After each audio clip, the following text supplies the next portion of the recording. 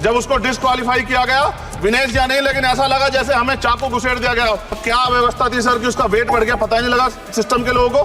क्या बेवकूफी की गई है, ये सोचने का विषय है सर। ये बहुत महत्वपूर्ण, देश की बेटी का मामला है। ये हरियाणा की बेटी नहीं है सर, वो एक जात की बेटी नहीं है, वो हमारी बहन है, देश की बेटी है। विनेश जो है देश का नाम गौरवान्वित करती, इस देश का नाम बढ़ाती, लेकिन आज जो है अपमान का सामना करना पड़ रहा है। अभी मैं सुबह से प्रयास कर रहा था कि विनेश के लिए बोलूं। जब उसको डिस्क्वालीफाई किया गया, विनेश या नहीं, लेकिन ऐसा लगा जैसे हमें चाकू घुसेड़ दिया गया। मेरे आज भी याद है, उस प्रोटेस्ट में मैंने रातें काटी हैं और 4-4 गोली खाई मैंने। ये देश की अस्मिता से जुड़ा मामला था, पर हमारी मांग ये थी कि सरकार स्टैंड क्लियर कर दे, तब भी सुनवाई नहीं की गई। जब मंत्री बोलने आए तो हमने उनसे कहा कि हमें कुछ इंफॉर्मेशन चाहिए, उस पर बात नहीं हुई। सवाल ये है सर, एक गोल्ड हमारे लिए आ रहा था, और जब ये गोल्ड आता देश गौरवान्वित होता। और क्या व्यवस्था थी सर कि उसका वेट बढ़ गया, पता ही नहीं लगा सिस्टम के लोगों को।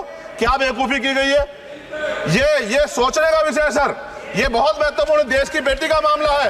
ये हरियाणा की बेटी नहीं है सर, वो एक जात की बेटी नहीं है, वो हमारी बहन है, देश की बेटी है। और आपने क्या किया हरियाणा के साथ? आपने हरियाणा का बजट कम किया, जबकि सबसे ज्यादा मेडल हरियाणा लेके आता है। ये गलत है सर, ये धोखा है।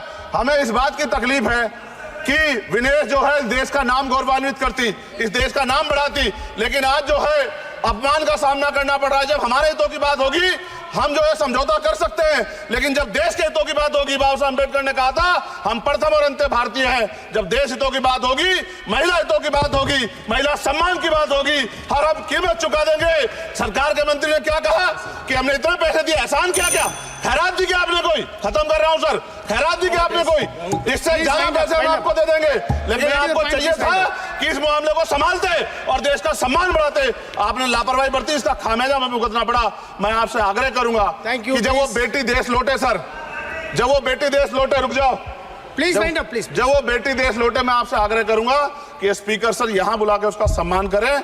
हम सब लोग, वो देश की बेटी है सर, देश के लिए गोल्डन गर्ल है वो, उसका सम्मान यहां किया जाए सर, हमें चाहते हैं।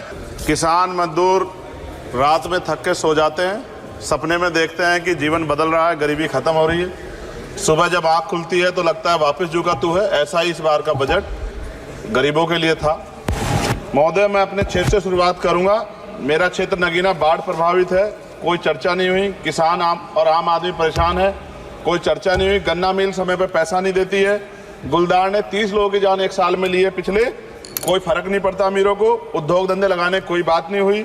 मेडिकल कॉलेज और एम्स के निर्माण की कोई बात नहीं हुई। ग्रामीण क्षेत्रों में खेलों को बढ़ावा देना, स्पोर्ट कॉलेज की कोई बात नहीं हुई। महोदय, देश में भूमि सुधार किया जाए, लाखों बीघा जमीन जो है भूमाफियाओं ने कब्जाई हुई है, भूमिहीन लोगों को भूमि दी जाए, बिजली के दाम में कटौती की जाए, गरीबों को कम दाम पे जो है बिजली उपलब्ध कराई जाए, ठेकेदारी प्रथा, संविदा, लेटर एंट्री खत्म की जाए, पक्की नौकरी दी जाए। निजीकरण की वजह से सरकारी नौकरियां लगभग खत्म हो गई हैं। मेरी मांग है, और मैंने निजी विधेयक भी पेश किया था, कि निजी क्षेत्रों में SC ST की OBC के लोगों को आरक्षण की व्यवस्था कराई जाए और पुरानी पेंशन बहाल की जाए। लोगों के पास एक तरफ सरकारी योजना चलाकर प्रधानमंत्री आवास योजना जो है उसके नाम पर मकान दिए जाने की बात होती है, वहीं दूसरी तरफ लखनऊ के अकबर नगर को तोड़ दिया जाता है। नवी मुंबई में के खार घर में What is his name? Patil. Patil is not some person. No, this is the caste. उसकी जार This is Kashmir, Chandrasekhar. No, this Patil. Mic नहीं है सर, बंद कर रहे हो sir? Independent. This is independent. आ गया, धन्यवाद। हमारे लोग सर आर्थिक रूप से बड़े कमजोर हैं, और 2 अप्रैल 2018 के मुकदमों के लिए कई बार सरकार से बात हुई, वापस नहीं हुई। उनको वापस कराया जाए। भीमा को वकीलों को बहुत पैसे लगते हैं सर। भीमा कोरेगांव में 3000 लोगों पे मुकदमे हुए थे महाराष्ट्र में, वो वापस नहीं हुए। पुणे में दीक्षा भूमि जो हमारा गौरव है, उसका वहाँ पार्किंग बना के उसको अपमानित किया जा रहा है, इसको बंद कराया जाए। पेट्रोल पंप के जो डीलर्स मार्जिन है वो 2017 से नहीं बढ़ा सर, इसका असर ग्राहकों पे पड़ता है। इसका असर जो है पेट्रोल पंप के नेटवर्क सुचारू रूप से चलाने पे पड़ता है। डीजल मार्जिन की बढ़ोतरी ना होने से हजारों कर्मचारी, लाखों कर्मचारी जो वहाँ काम करते हैं, उनके जीवन पर असर पड़ रहा है। सहारा का में 10 करोड़ जमाकर्ता का लाखों करोड़ों रुपए जमा है। कंपनी बंद हो जाने के कारण 10 लाख से ज्यादा एजेंट बेरोजगार हो रहे हैं, नौकरी कहीं है नहीं। भुगतान ना होने के कारण जमाकर्ताओं के द्वारा एजेंट पर जबरदस्ती भुगतान कराने का दबाव बनाया जा रहा है, जिसके कारण 5000 से ज्यादा एजेंटों ने आत्महत्या कर ली है। सभापति महोदय, उत्तर प्रदेश देश का सबसे बड़ा सूबा है। उसको इस बजट में कुछ नहीं मिला। और बहुत सारे मेंबर, 80 के लगभग हम मेंबर जो है उत्तर प्रदेश जीत के आए, ना के बराबर मिला। यूपी में 25 करोड़ से ज्यादा आबादी है उत्तर प्रदेश के अंदर, 5 किलो राशन सरकार दे रही है, लेकिन जीवन जीने के लिए काफी नहीं है। और भी बुनियादी सुविधाओं की जरूरत पड़ती है। अगर इज्जत की जिंदगी चाहिए उसके लिए सरकार के पास कोई उपाय नहीं है। यूपी जब एक बड़ा राज्य है, लेकिन यूपी में भाजपा सरकार की विकास गति बहुत धीमी है।